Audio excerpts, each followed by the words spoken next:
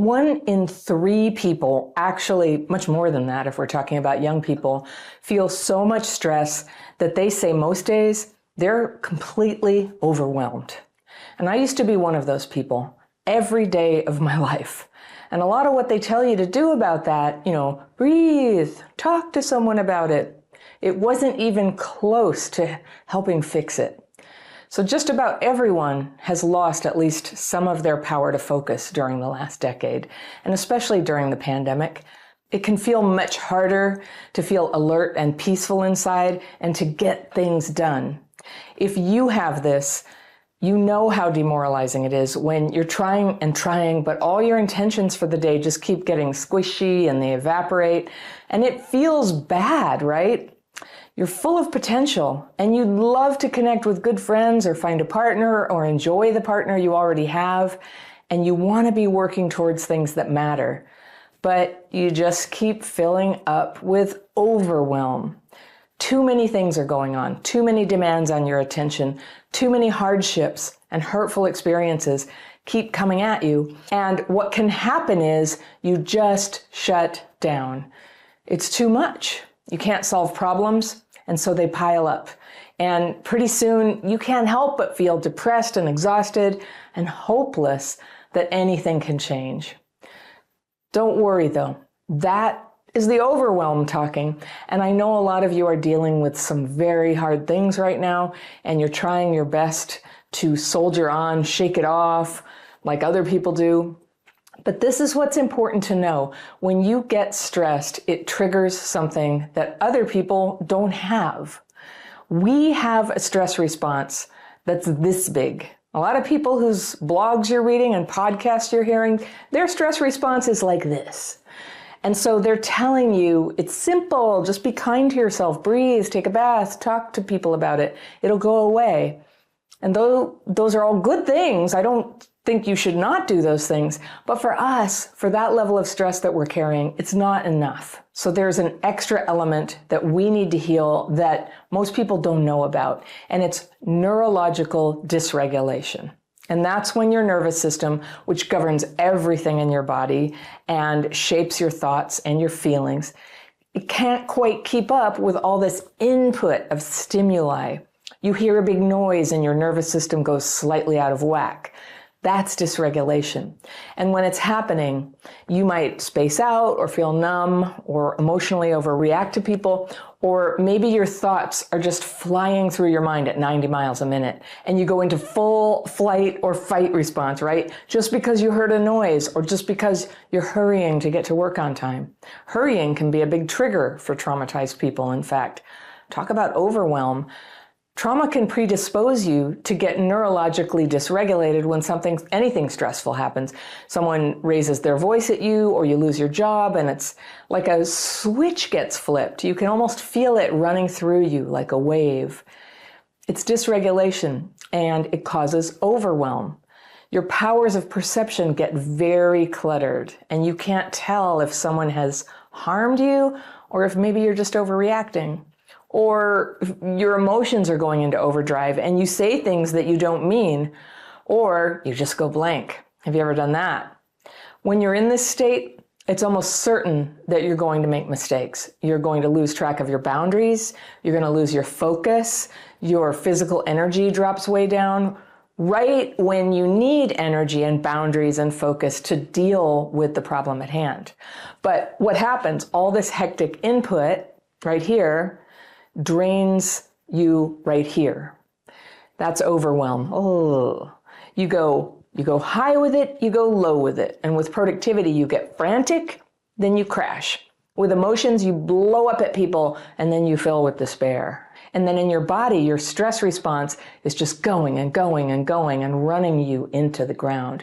And this is why a history of trauma is closely correlated with just about every health problem there is. Chronic back pain, migraines, diabetes, obesity, high blood pressure, heart disease, cancer, autoimmune disorders. Your body and your thoughts and your feelings are just overwhelmed, and they can't do what they're meant to do. So I'm guessing you probably didn't know dysregulation is a thing, and you thought that you struggled because somehow you just failed to handle life like everyone else. Well, you didn't fail. We're not like everyone else. We get dysregulated easily, those of us who had childhood trauma. You can't even feel all the ways that it's happening when it does. Some things, yes, but a lot you can't feel. So no wonder there's so much going on, so much info coming in. It makes you feel overwhelmed.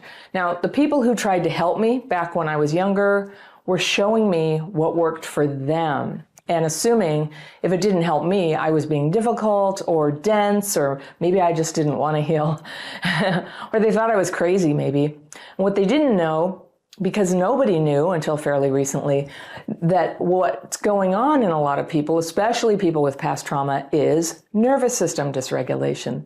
Even when life is easy, we get overwhelmed, right? And then you're overwhelmed all the time, and that causes life to get harder, and you end up with a lot of problems around relationships and health and family and work and money. And then these problems start compounding the overwhelm that you already have in your nervous system, and it gets even worse. But don't worry, just knowing the signs that you're dysregulated can help you. You can say to yourself, oops, I'm feeling overwhelmed. This must be dysregulation. Just naming it can take, half of the pressure off you when it's happening. Half is a lot. Like, you can probably manage that much overwhelm, right? And you can then notice how overwhelm shows up in you, so you can work on a plan to bring that level of overwhelm down. So what are the signs that you're overwhelmed? Okay, here are some. Racing thoughts, difficulty solving problems, completing tasks, excessive anger, from snapping at people to actually raging at them, feeling a sense of urgency even when there isn't any, having ADHD type symptoms. You can't focus, you can't complete tasks, always putting out fires with a loss of ability to see the big picture. You're just running from emergency to emergency to emergency. And that leads to another one, another sign that you're overwhelmed, which is you're chronically amped up. You're feeling the adrenaline. You're maybe even getting addicted to it. Alternatively, you can't get off the couch, right? You're just down and depressed and unmotivated. Procrastinating and avoidance are signs of overwhelm. Feeling chronically exhausted. The feeling of being defeated and hopeless, that's often part of it. Digestive distress, like both ends not going well. Headaches, chronic pain with little known origin. Getting sick easily. Attempting to escape, just like going into fantasy or running away without telling anybody where you're going, not ghosting people. That's escaping through, or you could be also escaping through unhealthy self-soothing behaviors, eating, drugs, drinking, that kind of thing. Surrendering boundaries easily. That's a really dangerous one. There's high consequences to that one. Withdrawing from social interactions, having dark thoughts and pessimism, losing your interest in things you used to enjoy, and a growing sense of shame about your overwhelmed behavior. Now, before I understood overwhelm and dysregulation and CPTSD, I was carrying a lot of shame because I couldn't understand why I was always so frantic and always seemed to have so much drama in my life. And I get it now. And I totally forgive myself, because the fact is I was carrying a lot of trauma from abuse and neglect in my childhood, and then from living my life in a dysregulated way for a lot of years. I didn't know. And the information I got from my doctor and therapist was off base. And if I hadn't figured out on my own how to heal dysregulation, I might not even be here right now. So here's my first secret for healing overwhelm. If there is not a genuine crisis demanding frantic action from you right now, your overwhelm is probably because you have trouble processing all the inputs, the noises, the bright lights, the bad fears, the worries about money, a bunch of people talking to you at the same time. I have that. I get very overwhelmed by that. These are what I call inputs, and they can add up so that they are just too much for your easily overstimulated nervous system. Now, when you're not dysregulated, you're probably pretty good at dealing with noises and stressful experiences. You see them, you feel them, and then they move downstream into the memory bucket. You remember that they happen, but you're not at the effect of these experiences. But trauma in your past can leave you prone to getting dysregulated. It happens more easily to us, and it can last longer and be harder to come back out of, which can block that downstream movement of our thoughts and experiences. You're thinking about them that day, and then they go down. The emotions and the thoughts from yesterday and the day before, they're banging around, they can't get downstream, and it just becomes too much. And this produces a feeling of overwhelm. Now again, not all overwhelm is because you're dysregulated. Life gets genuinely overwhelming sometimes. We lose our job, there's a natural disaster, a relationship ends, we find out we're seriously ill. But think about it, even in those situations, you're going to need to seek help and deal with your other responsibilities and take care of yourself and put one foot in front of the other. And all that is very hard to do when you're dysregulated and in a state of overwhelm. So it's a vicious circle. Stress makes you overwhelmed. Overwhelm keeps you from solving the problems that are causing stress. The inputs are jamming up in your nervous system, and your nervous system just gives up. It tips over into dysregulation. I do sometimes still get dysregulated, and I notice that it kind of spreads like a blob of ink in water. I can feel it running through my body, sort of like a migraine starting. It does feel like that. And you can't stop it. Like once you're aware that it's begun, you can't really stop it. But here's the good news.